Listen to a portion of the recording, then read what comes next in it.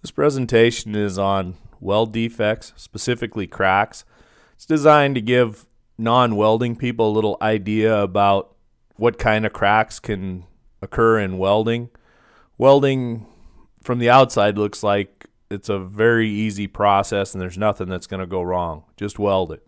Well, oftentimes things go sideways on us and don't come out with the way we wanted them to. And one of the defects that shows up in welds a lot of the times is cracks. There's a number of different varieties of cracks and a number of different causes for cracks. But the main gist of this is to help the non-welder type people understand that there are various types of cracks, and we're going to hopefully expand your vocabulary in regards to weld defects, specifically cracks. Acknowledgements. I take a lot of the information in these PowerPoint presentations from the U.S. Army and the U.S. Navy. So here's a couple of courses that I rated. I also hit up some Department of Transportation information that's out there in regards to cracks and welding. But anyways, this is where I pilfered the information from, your tax dollars at work. If you need a good source of information to put things together with, these are some good places to go find it. Introduction to cracking. As I said on the opening slide, I'm just trying to give you guys a little vocabulary and some just a touch of insight into cracking that's a result of welding operations. There's been all kinds of books written in regards to what causes these kinds of crackings, further definitions of cracking, stress corrosion cracking, hot cracking, cold cracking, how to fix the cracking.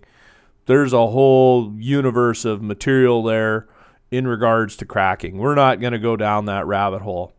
The intent here is just to give you an idea, a quick and dirty one pass through this, give you a little bit of knowledge in regards to the various kinds of cracks so you can identify them, and then maybe chase down an answer, use your Google search methods and chase down an answer in regards to what's causing your cracking, because it's way too broad of a subject to cover in one or two YouTube videos.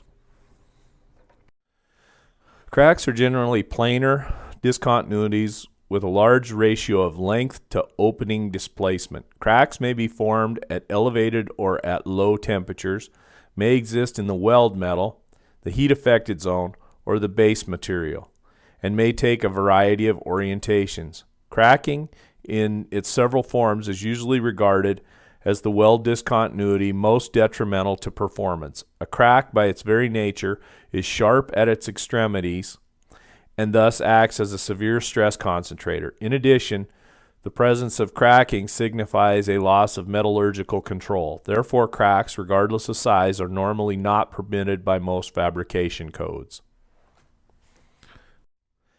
A crack in a weldment is considered to be a fracture of the metal resulting from a stress condition. Cracks occur as the result of many causes and are found in three locations: in the weld, at the fusion line between the weld and the base metal. You can see I've got that's the red line there. And then in the heat affected zone of the base metal. And the heat affected zone is just what it sounds like. It's the portion of the base metal that has been affected metallurgically and mechanically by the heat that you've introduced into the component from welding. So once again, three places where you can find cracks: in the weld, the fusion line between the weld and the base metal, and in the heat affected zone of the base metal. Cracks are considered to be the most potentially dangerous of all defects, particularly surface cracks, and virtually all specifications prohibit the acceptance of any crack that is detectable by normal methods of examination. That's telling us cracks aren't good. You're not going to be able to have a crack that's acceptable. AWSD 1.1, the structural code, cracks are not acceptable. The ASME codes, cracks are not acceptable. So that's why we're kind of taking a look at this so you can understand there's different types of cracks. But none of them are good and they're not acceptable. Cracks occur in various directions in various locations. Factors causing cracks: temperature gradients that cause thermal stresses in weld zone that develop during solidification and contraction of the weld bead and the surrounding structure. Variation in the composition of the weld zone, embrittlement of grain boundaries, and the inability of the weld metal to contract during cooling. Here you can see various locations and some nomenclature for cracks. We've got number 1 is the root crack. Number 2 is the fusion zone crack. Number 3 is the fusion line crack in the HAZ. Number 4 is the longitudinal crack in the weld.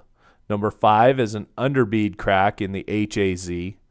Number 6 is a transverse crack in the HAZ. Number 7 is transverse cracks across the weld. And number 8 is a crater crack. Cold cracking occurs mainly after the temperature of the weldment has returned to ambient conditions. It may occur immediately or it may be a week later and can occur without loading. Cold cracking can occur from the stress of loading and may result from stress concentrations caused by notch effects of the surface discontinuities. Gradual stress relieving of other sections of the weldment where a different microstructure may exist can increase the stress on the weld area and result in cold cracking. Here we can see we've got a longitudinal crack. A longitudinal crack runs along the length of the weld bead. Transverse cracks are perpendicular to the direction of the weld. They are generally the result of longitudinal shrinkage stresses acting on the weld metal of low ductility. Here's a sketch I pulled out of a Department of Transportation welder training guide or a welder inspector training guide. Here you can see the difference between a longitudinal and a transverse crack as they're sitting side by side. Longitudinal crack runs longitudinally and the transverse crack runs transverse. It runs across the weld. So that's what you're talking about when they're talking about longitudinal versus transverse cracking. Here's an example of a toe crack. Toe cracks occur in the base metal at the toe of the weld. Root cracks are similar to toe cracks except that they occur at the root of the weld. Root cracks may be in the weld metal or in the base metal. As you can see, it's got its name because it's the root crack. It starts at the root of the weld. Underbead cracks occur in the heat affected zone underneath a bead and do not extend to the surface of the metal. Underbead cracks can be detected by X-ray or ultrasonic examination. You can see these cracks can't be seen from the surface. They're underbead cracks. They're under the bead. So the best way to find these guys is generally using the volumetric examination methods. X-ray or ultrasonic will generally find these types of cracks. A crater crack is usually in the shape of an X, which is found in the crater at the termination of a weld. Crater cracks occur in the crater when the welding arc is terminated prematurely. Crater cracks are hot cracks that are caused when the center of the weld pool becomes solid before the outside of the weld pool, thus pulling the center apart during cooling and causing cracking. Here are a couple of different examples of crater cracks. On the far left, we've got a transverse crater crack. Middle, we've got a longitudinal crater crack.